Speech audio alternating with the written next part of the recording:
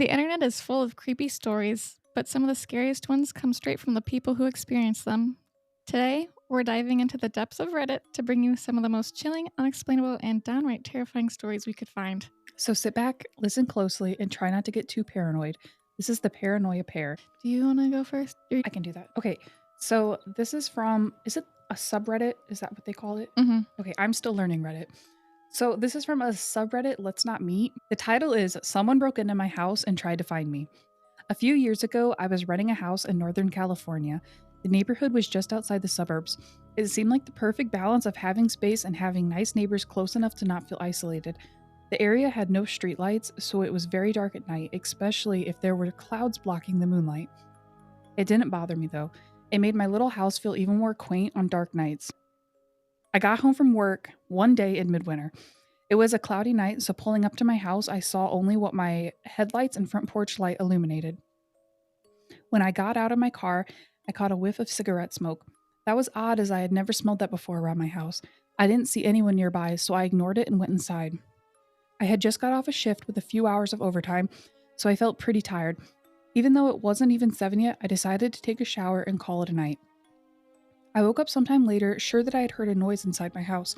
I wasn't worried right away because my friend would come over sometimes to stop by and use my shower after work on his way to his night classes. I even gave him a spare key so he could stop by even if I wasn't home. He would always text me to let me know beforehand, and I hadn't heard my phone go off.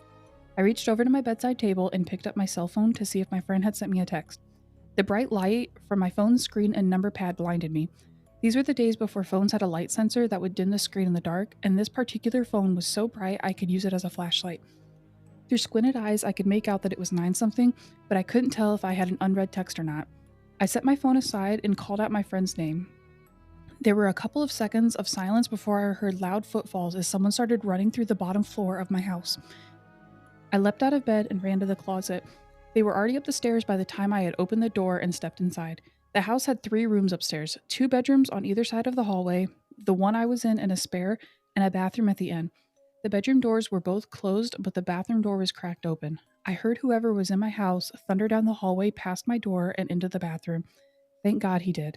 That gave me enough time to open the attic access in the ceiling of my closet and hoist myself up. I had just started to lift myself up when the person ran back out of the bathroom. My feet were barely inside of the attic when the bedroom door burst open. I heard footsteps run into my room and stop. When they didn't see me in that room, they ran back to the hallway and into the other room, which just had boxes stacked in a corner, some weights, and a table where I painted my miniature models. I guess that they decided if someone were hiding, it would be in the bedroom because they charged back into my room and turned on the light. A moment later, the closet door was ripped open. I was crouched in my attic just a foot or so away from the access, so I could try to stop them if they started to climb up. From my vantage point, all I could see was from about their knees down. They were wearing dirty blue jeans with frayed cuffs and worn work boots.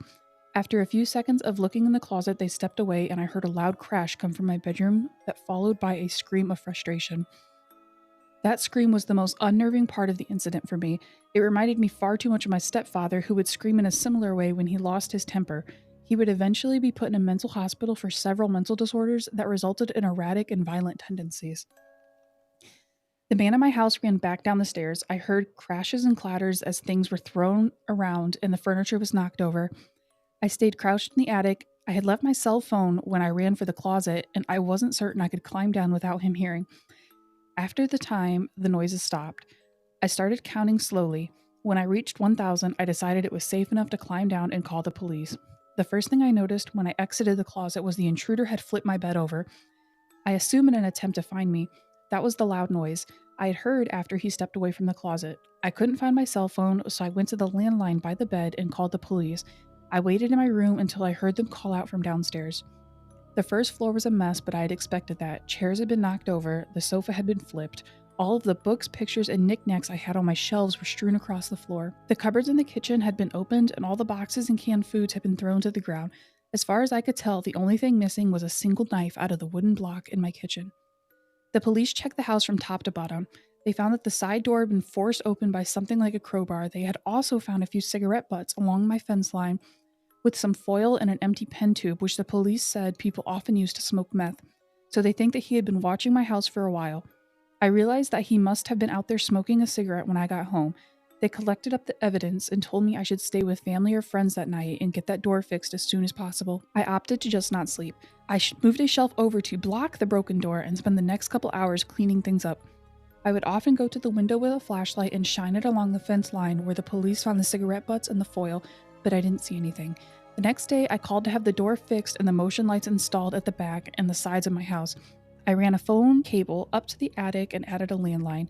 I never wanted to be stuck up there without a phone again. Nothing else happened at that house, though. I lived there another 3 years without incident. One more precaution I took was practicing getting out of my bed, going to my closet, and climbing into the attic as quickly and quietly as possible. I even kept at it when I moved, except now I go to a crawl space at the back of my closet instead of the attic. I try not to think about what would have happened if I had been a bit slower getting to the attic or if he hadn't gone to the bathroom at the end of the hall first. This one is supposed to be true, and it's always stressed me out, the thought of it. I don't know, maybe it's because I first heard it when it was like I was alone at home in the dark. I imagined it happening. I would not be staying in that house. No. I would move immediately. Especially not finding the guy. Yeah. Mm-mm. Well, and he knows where you live. Yeah. I don't know. This one always freaked me out. I could not crawl in an attic access. So, like, I would have died in that situation. I don't like it. I think I'd rather die. Who wants to climb? You'd probably die from anxiety. I know. I'm a freezer. I don't fight or flight. I freeze. This is from the cryptid subreddit. It's called What Did I Encounter on the Beach? I don't believe in anything paranormal, but I can't think of any rational way to explain what I saw. This happened mid-November, but I still think about it a lot. I live on the coast of Lake Michigan, where it's common for sea glass to wash up on the beach. It's been a hobby of mine to collect it since I was little with my mom and we would collect it on the beach near our house. I prefer to go in late fall or early spring when nobody else is there to pick up the good pieces and the wind isn't too cold yet. There's a park near where I live now that is especially good for sea glassing. It's tucked in between private properties, so not a lot of people know about it. And in mid-November, the beach is completely empty. There's a paved trail that leads from the parking lot down through the ravine and to the beach house. The beach house, I'm guessing, is like a community like building, and I think they have like bathrooms and stuff, like similar to what they have at parks. Okay. But on this day, I felt like exploring a bit. I walked along the top of the bluff until I found a small unmarked trail. I decided to follow that. It led down to the beach, but I couldn't find a good access point that didn't involve climbing, so I kept walking. Eventually, it led to a dead end.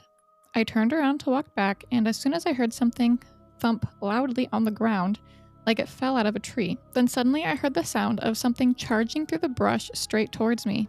It sounded like a large bear, but there aren't any bears in this area. I instinctually made myself look big and shouted "hey" in a deep voice. Whatever it was stopped about 20 feet away from me.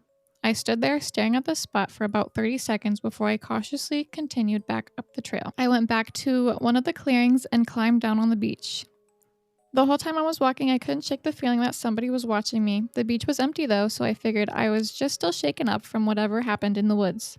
I also kept hearing a second set of footsteps in the gravel behind me, matching my pace exactly, but since nobody else was on the beach, I thought maybe it was just an echo. Then I got to the beach house. I had to pee, so I went behind it to see if the bathroom was open. As I turned the corner, I saw something peeking around the far side of the building at me. It had a human-like body, but it was around 7 feet tall and had deer antlers sprouting from its head. Its skin was so pale white that it was translucent. I could see the blue of the blood, and it had no discernible facial features. It had the bone structure of a face, but no eyes or mouth or anything. I immediately started sprinting up to the main trail. I'm very out of shape, but I ran the whole way up the bluff. I thought I was going to pass out when I got to my car, but I didn't take a second to catch my breath before driving away. I drove to a nearby restaurant. While I was there, I texted my friend about it. He told me that I was just upset about some other things going on in my life and that I was just seeing things. It felt very real to me, but I accepted that answer. I was feeling very emotional that day, and maybe my brain was just playing tricks on me because of it. But months later, I still can't get it out of my mind. It felt so real. If it was real, it had to be a cryptid, so I'm making this post now to ask you all what it could be. Somebody actually, It's like a Wendigo. yeah, somebody commented on it, saying that if it was real, it very might well be. There's an antler cryptid. It hasn't been named yet, but there's a bunch of posts on this subreddit about seeing it. But it does sound like one. What a shitty friend though. Like if I think I seen a cryptid, I expect you to like believe me as my I friend. would be on board with a flashlight and snacks. Or we're gonna go look at this thing. Ooh, I might have to dip out of that. I don't think I could go back because I'm a wussy. But like, oh yeah, no, it's all in your head because you're emotional. Like you totally didn't see a 7-foot antlered being peeking at you. Like That reminds me of the time that we were in the woods for our 6th grade camping trip. We were like supposed to be finding our own worms and stuff, but it was literally just us two. Who in their right mind would allow just two 12-year-olds? Yeah, 12-year-olds to venture into the woods by themselves? No teachers. And then we come running back screaming. Yeah. And then like no one even asked us anything. No, it was just like, there's those weirdos again. Remember when we had to moo for milk? Like when you wanted a refill of milk in the cafeteria, you had to moo. Yes. I hated 6th grade camp. What made us scream in the woods was we thought we found worms. They were baby snakes. They were baby snakes. And Anna didn't tell me. She just took off running down the hill in the woods screaming. And then I felt a nibble on my fingers. And when I opened them, it was a baby snake. And Anna did not even look back. She just kept running. I was on my own. You know what? Matter of fact, I can't trust you to go with me in the woods to find a cryptid because we would find the cryptid and you wouldn't tell me. You would just run away with the snacks and flashlight. And I'd be SOL. You'd be hiding and I'd call you because I'm already back in the car. Jessica, I see something. Okay. So my next story comes from the subreddit Scary Stories. And it's titled, My Brother Didn't Leave His Room for 3 days. My parents wouldn't let me check on him. On the 3rd night, Jacob didn't come out of his room. I got the courage to bring it up to Mom. People don't sleep this long, I said. She was cooking a casserole, the 6th one of this week, which is the true horror. 6 casseroles in a week. I don't even eat casseroles. There's 7 days in a week. That's a casserole almost every single day. What are they eating on that 7th day? Leftover casserole. No. Okay. She was cooking a casserole, the 6th one this week. We were running out of fridge space for the leftovers, but she kept making more. I would watch her from the corner of the kitchen, her posture curved and her newly grayed hair hanging over the food. I walked over and tugged at her sleeve, but she didn't respond. She was slathering butter on top of the crust. Mom, I said, did you hear me? He needs his strength, she said. We can't be bothering him. Before I could say anything, Dad walked in. His eyes were red and swollen, but he was smiling. He had 3 cans of Coke in his hands. I'm starving, he said. I still have the taste of that horrible cafeteria food in my mouth. You would think the hospitals had good food for how much money they make, Mom said. I know, right? Dad said. He placed the Cokes on the counter. Mom didn't want us to go near Jacob's room, but I was getting worried. I peered out from the kitchen. His room hung at the end of the hallway like an abandoned lighthouse, the only sign of life being the New York Yankees posters taped to his door. Near the ground, there was a small sliver of space to see if he had turned on his lights. It was still dark, as it had been for the last 3 days.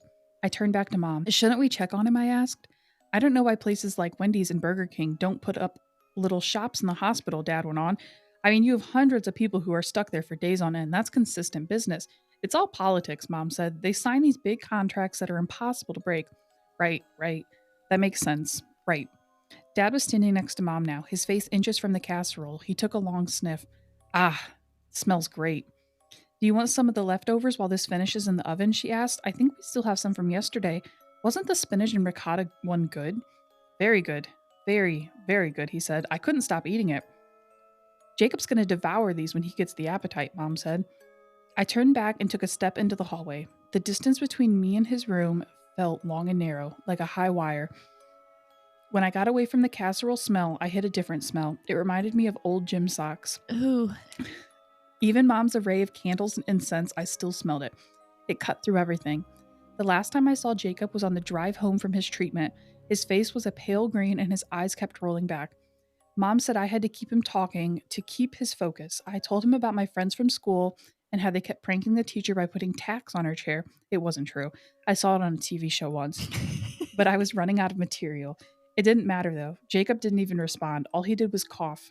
Pink drool was spilling onto his t-shirt. Danny, Mom said, why don't you heat up some of those leftovers? We're all craving that spinach and ricotta casserole. I can't stop thinking about it, Dad said. I was dreaming about it last night. I ignored them. I kept my focus on my brother's door.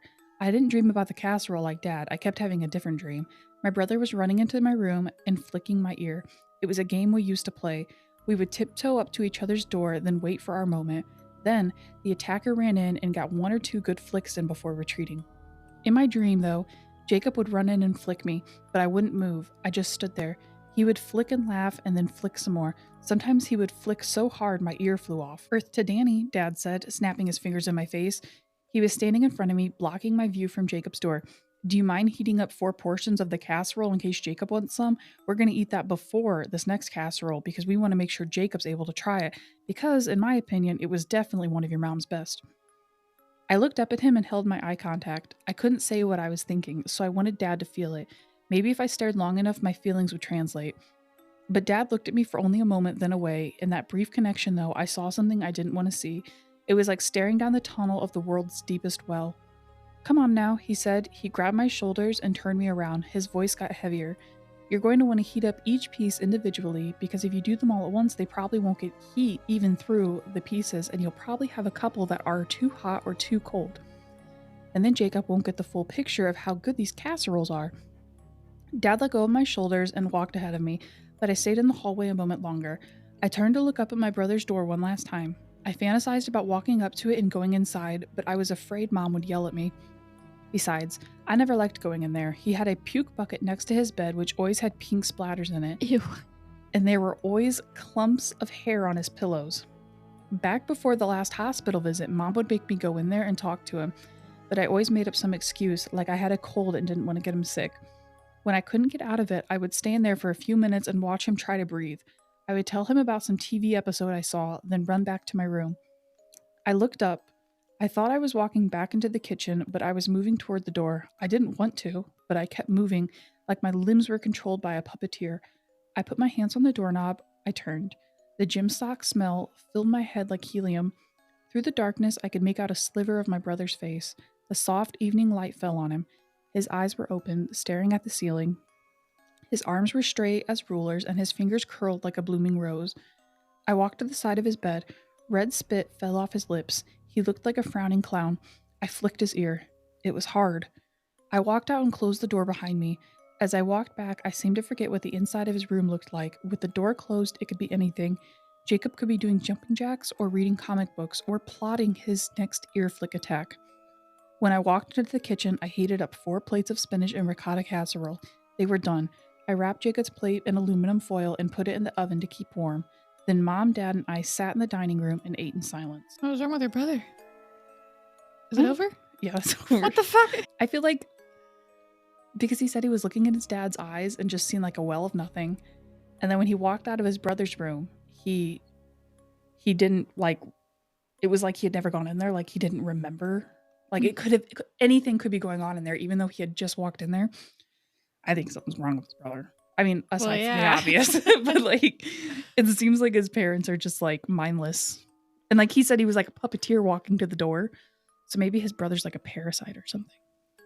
Or became one. I don't know. I thought it was kind of icky. What if there's something in the casserole? Oh, yeah. He died from eating, because it sounds like the brother's older. So Jacob probably just literally got sick to death of eating casserole. Why does it smell like gym socks? And casserole coming out? Well, boys are stinky. Yeah. This one is from the subreddit Let's Not Meet. Florida woman crawled out of my hotel mirror to rob me. She could just take it all. Like, It's so scary. I'm not fighting. This past Monday, my coworkers and I returned to our hotel from a day of work out in the field. Rebecca and I walked into our rooms, and as we stood outside our rooms, I opened mine. I saw someone in the bathroom. I said, "Hello?" Nobody answered. My first instinct was that it was the cleaning lady. And then I saw my bag with my clothes in her hands. I said to my coworker, "There's a woman in my room." Then I asked the woman, "What are you doing with my stuff?" It gets a little fuzzy here because I can't remember everything I said. or what she said, but she kept mumbling about how her key still worked and how that's how she got in. I was in shock, and she was obviously very flustered at having got caught mid-robbery. She dropped my bags and fumbled around with her purse with a white plastic bag. By this time, my coworker was behind me watching all the insanity unfold. This woman was scrambling and walking towards the door, and I said, "What's in the bag?" Thinking it was probably my stuff. So she said, No, it's just my things. It's just my things. I'll show you." And so she did. I looked and I didn't see anything of mine, and so since I'm obviously in shock at this time, I let her leave. I went into my room, and it's been ransacked. I did a quick look around to see if anything had been taken. All of my electronics were still there. Then I went into the bathroom and saw my underwear, my bikini, and my clothes shoved into my own bags randomly. Even my passport was shoved in there. Then I looked on the counter and I saw that she got into my medication. I'm not sure what was going through my head at the moment, other than I wanted it back. So I ran out the door to go find her. I ran to the laundry room downstairs and out to the sides of the hotel, and I didn't see her. I realized I was never going to find her, so my coworker and I went down to the lobby to tell them what happened, and then we called the police. We went back up to my room to wait, and I noticed that there was a metal bat on my bed with a larger one of those novelty wooden bats that you can get at a baseball game, but there was also a flashlight on the end. She must have left it behind in her hurry. She also left behind a necklace that must have fallen out of her bag when she was scrambling with mine. I was mostly freaking out at this point because I thought she'd gotten away with my medication that I need. The police got there and took our statements and looked around the room as well. One thing that I noticed was that there were bits of drywall in the sink, and I pointed that out to the cops, but none of us really knew where it came from. We started looking at the door and the windows to see if she pried her way in somehow, but there was nothing. So we kind of just went with the idea that she had a spare key or something, even though the hotel front desk was adamant that there was no way that could have happened. The officer that came brought 2 more officers as backup because they thought the woman might still be in the vicinity, but after our statements were taken, there was nothing else they could really do, so they left. I sat down to finally make some calls to tell people, and as I'm on the phone, I'm thinking about the drywall in the sink and how it still doesn't make sense to me. So I'm on the phone looking at the drywall in the mirror on the wall right above it, and then it hit me. I got my coworker and asked her to help me pull the mirror off the wall. We took the mirror down, and there's a hole just big enough for a desperate junkie to squeeze through. I asked Brian and Rebecca if I should call the cops again to let them know that I found this, and my boss said there are still 2 cop cars in the parking lot. So I went down to tell them, and the female cop kind of rolled her eyes, but the young guy said, "I'll come to check it out." They both came back, looked at the hole, and found a pillowcase, blankets, cigarettes, clothes, toothbrushes. This woman had been living in the wall behind my mirror for God knows how long. She had access to me and my room at all times. I know this might be hard to picture, but there was a crawl space about 2 feet wide in between the 2 rows of rooms. One of the officers called the original officer to come back and take pictures of this. She explained to him what was going on, and all I hear over the radio is, "No fucking way." He comes back, takes pictures, and is just as mind blown as the rest of us. Obviously, we packed up and left immediately. What's even crazier is she has probably been there a long time. The last time we stayed at this hotel, I would randomly smell cigarette smoke and assumed someone was smoking in the bathroom, and it was traveling through the vents. But nope, just some lady smoking on the other side of my mirror. She had access to the other rooms too, and the holes in the walls were from a renovation, and the hotel hadn't properly patched them up. They just covered them with mirrors. She could have been hanging out in other people's rooms when they were gone too. Anyway, this was just insane, and I'm taking a little time off. How does she keep getting the same hotel room? Oh, well, because it's connected in between 2 whole rows. So I'm sure she has access to like that whole floor, basically. She was living the good life, and she had to screw it up by getting caught. Yeah. Kind of smart, honestly. I wouldn't do it, but like, that's pretty smart. But I imagined she was coming out like the Grudge, so I'm glad that she was just like subtly coming out from behind the mirror and not like through the mirror. Yeah. That reminds me, there was like a big story. Someone in New York was Ooh, living in ooh, yeah, remember someone in New York was living in like an apartment or something, and there yeah. was someone living in like, Wasn't it behind their bathroom mirror or something? I think it was, or it was like some room that had like a door, but it was like blocked off or whatever. Rent's expensive in New York. You know what? You got to Yeah. do what you got to do. I don't blame them, honestly. This gives me an idea, Jessica. We can go on vacation and save lots of money. Tempting. So, my next story also comes from Scary Stories. It's titled, They Say It Takes 2 days for Your Cats to Start Eating Your Body. They say it takes 2 days before your cats will eat your body if you die. Well, I can tell you it's a lot longer than that, but not by much. I have 5 cats. Yes, 5. That's me. That's That's me, exactly. I have a couple more than 5. So I have 5 cats. Yes, 5. My fiance and I started with 1, then graduated to 3 after a friend started having allergic reactions and had to give his 2 up. Then the same happened a few years later with one of her friends. Now we're at 5. It's too many cats, in my opinion, but what can I do at this point? They're here to stay and I love them unconditionally. A while ago, my fiance left for a trip to Thailand. She's into Muay Thai and so is her brother, so he invited her to go with him on a training trip to his gym he was taking. This left me home alone for a while, which, as an introvert, as well as a professional writer who is currently in the midst of a second novel, was not unwelcome. I was looking forward to some valuable alone time and a distraction free environment in which to make some progress on my writing. 3 days into her trip, I had been doing just that. Around 4 p.m., I finished my 3rd chapter in as many days. I was thrilled, but I needed a change of pace as my mind was beginning to give off sparks. One of the lights in the high ceiling of our living room had gone out, so I figured I'd take this time to replace it. I went into the garage and got the ladder, then set it up under the light. I stood on the second from top step looking up. Even though I'm tall, I could still barely reach the light. I went up to the next rung, knowing full well it wasn't safe. I could reach it now, but it was still at an awkward distance. I thought about it for a second, then decided to just go for it. I didn't want to have to find another ladder or call an electrician, plus, I'm pretty sure footed, so I stepped up to the top of the ladder. I could comfortably reach the light now. The bulb was pretty standard screw in type that could be easily changed out, except that there was a thin metal rim that went halfway around the circumference of the fixture and blocked the bulb from coming out. Try as I might, I could not figure out how to get the bulb around it or get it off. I finally resorted to brute force and gave it a good yank. Nothing happened. I yanked harder, still nothing. I gave it one more firm pull and it came off. Unfortunately, so did my feet from the ladder. I came back to lying on my back. Staring up at the broken fixture, I couldn't move.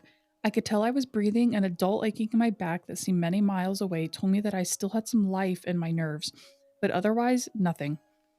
Panic didn't last long as there wasn't anything I could do. Since I was conscious and could feel a bit, I figured it would pass. I resolved myself to wait it out and began focusing on my breathing, not only as a meditative practice, but to help regain control of myself too. As time passed, I could sense faint nudges around my feet, hands, and head. Now and then, a shock of fur would pass before my eyes.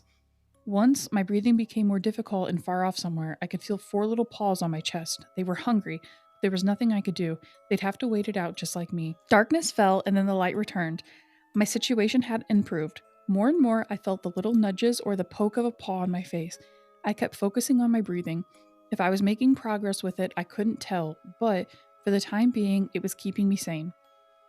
Again, night fell and dawn broke with no improvement. The nudges and pokes were getting more frequent and far more desperate.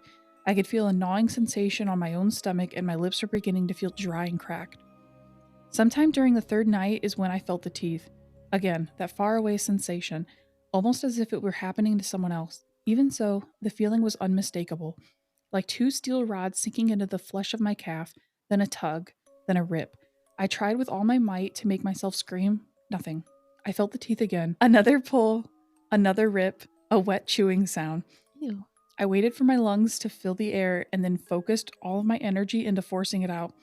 A low, strained groan escaped my lips, but it was enough. The teeth stopped and I felt the faint vibrations of little footsteps going away.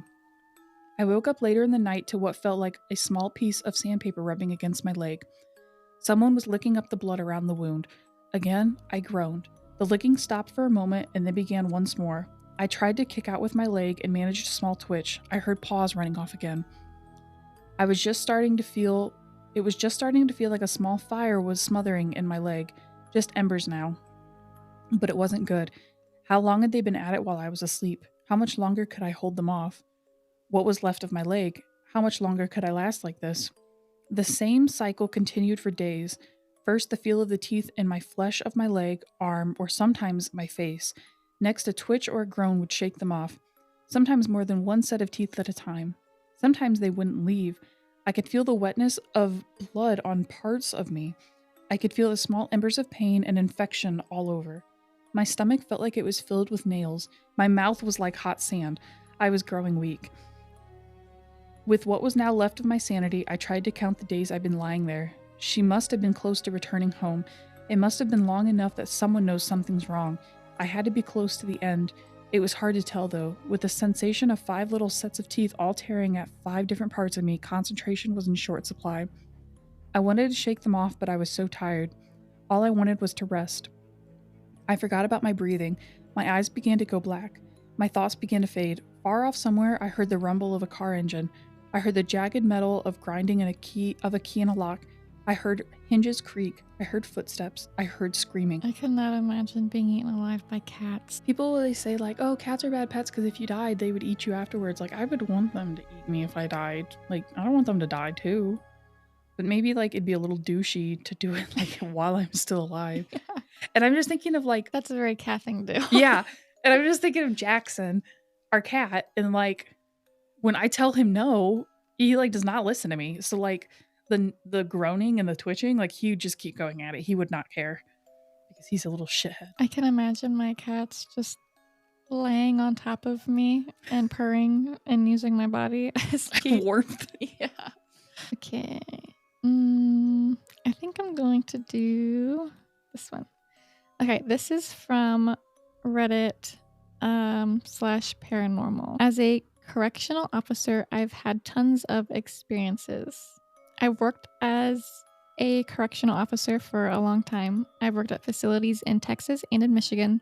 The oldest prison I've ever worked at just recently started to close in Michigan, and it got me thinking about all the paranormal experiences I've had.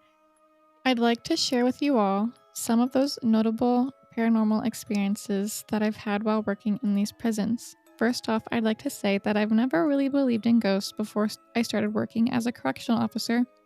I started off working in Texas at an intake facility. I worked night shifts, 12 hours, from 6 p.m. to 6 a.m. The first experience I've ever had was working on a lower security housing unit. When finishing around, I was chatting with my partner and I heard a loud banging noise. It was at like 3 a.m. No prisoners should be out of their bunks. I asked my partner if they knew what the banging noise was. They said an older officer told them bluntly that the unit they were working in was haunted.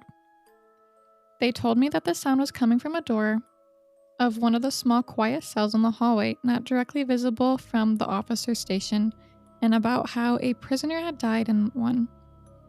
The prisoner allegedly died because the officers working there at the time had given them a sack of food when it was lunchtime for prisoners, and the prisoner had choked on the food and died. I didn't really believe that the unit was haunted, so I decided to go back to look at this door. The sound volume increased as I got closer. The door itself was visibly shaking as if someone was pounding on it. There was nothing that could have been causing the door to shake like it was, and I was at a loss for words. Later that night, I checked on the door again. There was a steamed up handprint visible on the glass of the door's window. Another experience I had at the same facility, but at a different housing unit, was around 1 to 2 a.m., and I was sitting inside the officer station watching the cameras and talking to my partner. I looked at one of the cameras and clearly seen a prisoner sitting at a table in the day room. I turned my head to look at the day room, and no one was sitting at the table. I asked my partner to go check it out because no one is supposed to be out of bed yet. I rolled back the time on the camera to see if I could see where the prisoner might have gone. The prisoner on the camera literally slowly faded away and vanished completely. My partner comes back into the officer station, and we both watched this video over and over. Later on the same night, during one of my rounds, I noticed a wet floor sign that got left out. I returned it to the porter closet. I get back to the officer station and look back to where the porter closet is and see the same wet floor sign up. I ask my partner if they're playing a joke on me or something because I put the sign away. My partner denies doing anything with it. I go back out to make sure I put the sign back in the closet and lock the door. Get back to the officer station, wet floor sign right in the open again. My partner and I are both watching this wet floor sign now. It starts to tip over to one end very slowly on two of its legs. The other two were off the ground. The sign then slams into the ground, and then it proceeded to slide quickly up the hallway and then back in front of the closet door before ceasing all movement. My partner and I refused to come out of the officer station for the rest of the night because we were scared shitless. I kind of like the idea of like the wet floor sign being like the Annabelle doll. Yes.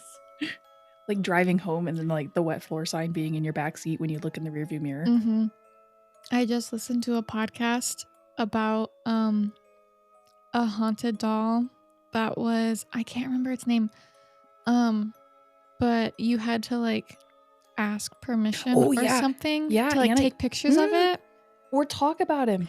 You have to be super respectful. And then if like these people who were getting like who were taking these pictures, like they had like really, really bad luck, and like this doll would get letters. He got a freaking letter from George Bush. It's Robert the doll. Yes. And Robert the doll, I hope you're okay with us giving you a shout out. Shout out, Robert. We love you. You seem pretty cool. He's a pretty chill guy. And isn't he in a museum now or something in Florida? He's like behind glass or something. And he like, I guess he just like really wants to go back to like his previous owner or whatever. One more notable one from Texas. I was working in the ADSEG unit. It's a really high security unit for prisoners that get into fights and cause lots of problems repeatedly. We had a prisoner who was sitting in one of our close observation cells. These cells are usually used for people who threaten to harm themselves. In the summertime, prisoners will sometimes just say they're suicidal to be put in one of these cells because they're a lot cooler and they're near the AC vents that the normal housing units don't have. The prisoner told me that this was what they were doing and that they didn't want to cause any problems. Later on that night, one of my partners and I were watching the cameras, and all of a sudden we see a shadow moving across the floor. Eventually, it comes close to the observation cell and disappears under the door. This is where it gets a little crazy. I do a round and check on the close observation cell. The prisoner is pacing in the cell, and I ask them if they're okay. They tell me that something doesn't feel right and that they're hearing voices that aren't there. I try to calm them down, and eventually they do and lay back on the bed. Later, my partner calls for assistance because the prisoner had bit into the skin of their wrist, causing them to bleed and hold them above their head, and was allegedly speaking in tongues. Hate that story. When I started working at prisons in Michigan, I worked at a prison that's now closing. It was built back in 1877, and it's one of the oldest prisons still operating in all of the United States. There were so many small experiences I've had. Doors would slam, you'd hear voices, cold chills. The first really notable experience I had was around Christmas on third shift. I was working the oldest unit on the facility. Usually we don't have prisoners there, but we had opened the unit to separate prisoners during the COVID pandemic. I didn't have a partner due to how short-staffed we were, and so one of the other officers set up a TV for me to keep me entertained because I'd be really far away from all the other units and get bored with no one to talk to. I do rounds for most of the night watching TV in between them. I suddenly hear a banging noise from a door that leads to a hallway that takes you all the way to an even older unused condemned part of the prison. I open the door, take a look down the hallway, and a cold breeze hit me, and suddenly my arm hairs stand on end. I close the door, thoroughly creeped out. I go and sit down and start watching TV again. The TV starts flipping through channels rapidly and then stops on static. I have to get moved to a different unit because I am scared shitless. One day on third shift, my work friend and I were working positions that allowed us to have a lot of free time and no prisoners to watch. We decided to explore the prison. We explored the tunnels that went underneath, the old barns, and the old unstaffed gun towers. We eventually decided to go look at the old condemned part of the prison from my earlier experience. There was a big metal gate that was about halfway down the hallway that had to be opened by a big skeleton key. We get back to the old condemned part, and my friend tells me about how this part was supposed to be the old segregation. We had to use flashlights to see because this section is so old it's not powered. The energy back there I won't ever forget. Just being there filled me with the feeling of dread. I asked my friend to head back, and we started heading back down the hallway where the gate was. My friend's flashlight suddenly died.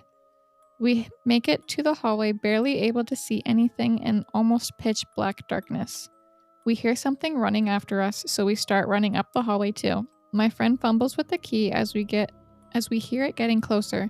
We get the gate open and sprint out of there. Later on, I noticed that my friend had red claw marks all over his arms. The thought of like something like running after you at like full force is like things of nightmares. That reminds me of a game that we used to play at like sleepovers. I think it's called Cat Scratch. I don't remember what it was, but like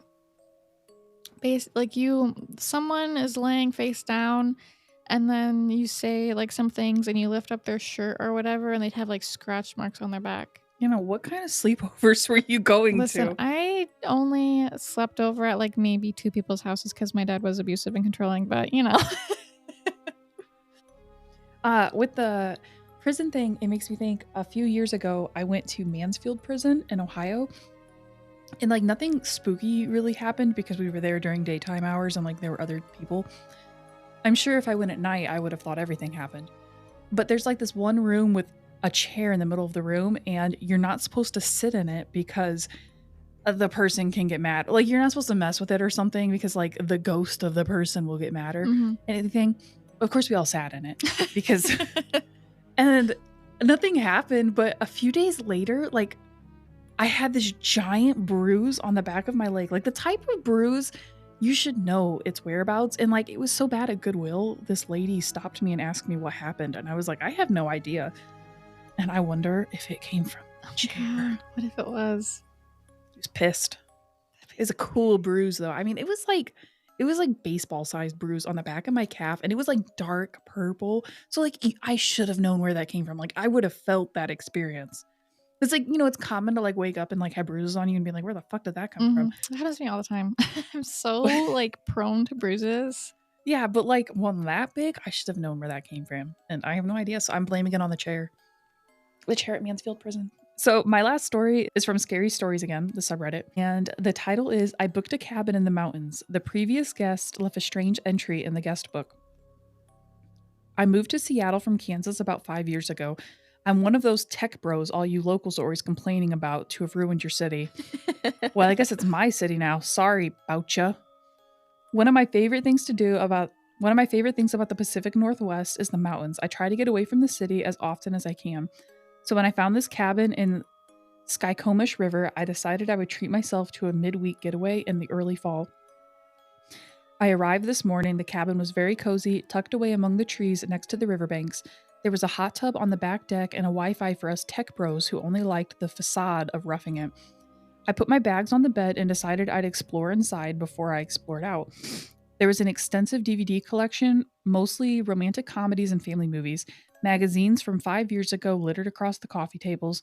In a little nook in the bedroom, I found a basket containing a few notebooks and local travel guides. The notebooks were, according to the labels, for guest notes. I smirked and laid down with the most recent one. I'd probably get a kick out of this. It was mostly what I expected, people talking about their kids and their dogs and how much they love the hot tub and the river. Pretty boring. I flipped through the book until I got to the most recent entries. It looked like the last guest had written a few pages. October 10th, 2020, 10 p.m. The noises started around 8:30 tonight. At first, we thought it was just the rain. We never should have read that book we found in the woods. My eyes widen and I look a little more closely at the page. This was a little bit more interesting than the white bread entries before. Quote, well, maybe read is the wrong word. There wasn't enough in any language we understood to actually read. It was nothing but weird symbols and grotesque drawings, except for the very last page, which reads in English. When darkness overtakes the day, that's when old Gugu likes to play. Teeth so sharp, eyes so red. Once you see him, you're good as dead. Okay, pretty weird. These noises, though, we thought it was dripping rain, but it wasn't the right cadence. It sounds more like licking, and every so often there's a crunching sound. Maybe it's just our imaginations. We aren't used to the forest, after all. It's so dark and quiet, so every sight or sound seems magnified. As I was closing the curtains to the bedroom, it looked like something was standing at the riverbank, something vaguely human, but with large horns and big wings folded behind it. My husband says it was a tree. When I looked back, it was gone. Time for bed now. I hope I can sleep. The noises haven't stopped. I chuckled. Clearly, someone was getting into the Halloween spirit and having some fun with it. Still, I looked up through the window in the bedroom and at the raging river beyond, and I felt a little uneasy. The sun was starting to set, and the big picture window did give impression that someone or something could be watching from the woods. I got up and closed the curtains before continuing to read, just to ease my mind. October 11th, 2020, 7:45 a.m. The bed in the cabin is wonderfully comfortable. My husband slept like a rock. I, however, kept dreaming about a horned creature standing at the corner of the bedroom, staring at me. My husband said it was just a dream, but when I got up this morning, all of the curtains were opened. My husband says he didn't touch them, and I must have left them open last night, but I didn't. At least the noises have stopped. We plan to enjoy the day in the hot tub and relax. October 10th, 2020, 2:10 p.m. We spent the last hour in the hot tub, very nice, but I kept seeing something darting among the trees. Even back inside, I feel like I'm being watched. My husband thinks I'm going crazy. Maybe I am. Yeah, I think you probably are. Maybe drink some beer and chill out. This page has started out with the same neat, tight writing of the entry before, but as the page went on, the writing became larger and more erratic, slanting across the page. The last entry on the page was the most haphazard looking. October 11th, 2020, 8 p.m. The noises are back, but now there's chanting too.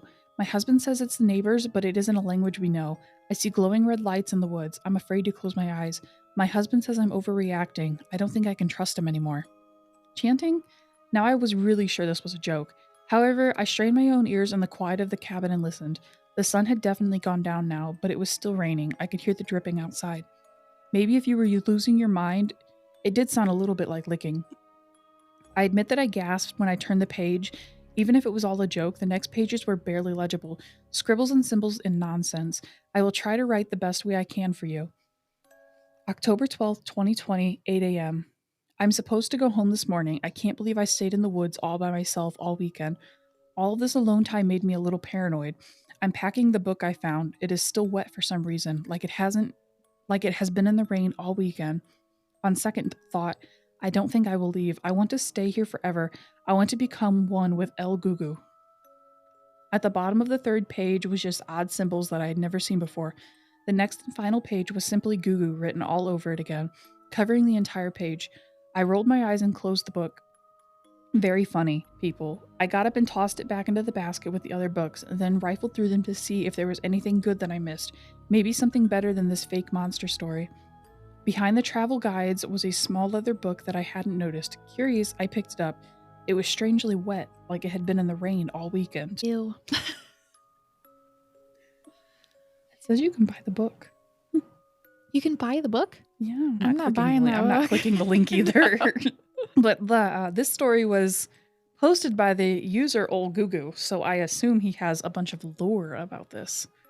I might look into. Maybe a podcast episode. Ooh. So anyways, that's my last story. I remember watching a movie, and that sounds like similar to the movie. Except, of course, with the movie, it was a doll that was buried in, like, the backyard of, like, the woods. And then, like, the doll is talking to, like, the kid. And, like, it's, like, living in the walls and stuff. Super creepy. Fucked up. I can't remember the name of the movie, though. I know there's a new Stephen King movie coming out called, like, The Monkey, and I think it's similar to that, where they have this old monkey toy that, like, kills people. I don't know. Like, I haven't.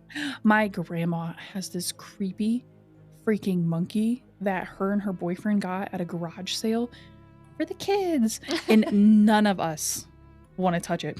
And it used to make noises, and I think it's just like gargled noises now. Oh, God. But it is the creepiest thing. Like, all of us are always going on about how creepy this freaking monkey is. And she's like, but it's so cute, it mimics you. And I'm like, Grandma, that thing needs to go, like, get an exorcism. Like, that thing, let's baptize it. Then maybe we'll talk. It's not creepy. It only copies everything you do and say. Nothing weird about that. Its eyes follow you. Like, totally normal monkey. This is from the subreddit True Scary Stories. The Gold's House. Stories from a Haunted House. When I was 12 years old, my sister rented a home in southern Maine. I don't know if I believe in ghosts, but the things that happened in that house make it hard for me to say there is no such thing as a haunted house. It was called the Gould's House, after the family name of the people that built it, and I believe it was very old, probably around 150 years by now. Lots of unsettling things happened in that house, but since I have a tendency to be long-winded, I will tell my scariest story first. The man at the top of the stairs. At the time this all took place, I was going to a private school that was far from my home with my mother and brother. The school was closer to where my mother worked and my sister's new home at the Goulds. So that I wouldn't be left home alone after school, my mother would take a break from work to pick me up and then drop me off at my sister's until she finished work and would take me all the way home. However, with that timing, my sister would often be with her daughter running errands. My mother would drop me off in the driveway and I would head into the Goulds to wait for my sister and niece to get home. One night it happened, it was snowing heavily, working its way towards a moderate blizzard. As usual, my mother picked me up from school and drove me to the Gould's house. My sister's car wasn't in the driveway, so I knew I would be there alone. Not a prospect I was looking forward to since creepy things had already happened there. My mother didn't drive away until I had gotten through the front door. I was in the front hall taking off my coat when for some reason I decided to look up. Toward the top of the stairs that led to the second floor, there was a man standing at the top of the stairs looking down at me. The house was mostly dark, but there was a nightlight in the bathroom behind him, which perfectly outlined his silhouette. He wasn't doing anything, just standing there. I felt very afraid, but I called out my sister's fiance's name, as that would be the only ordinary explanation for who would be in the house.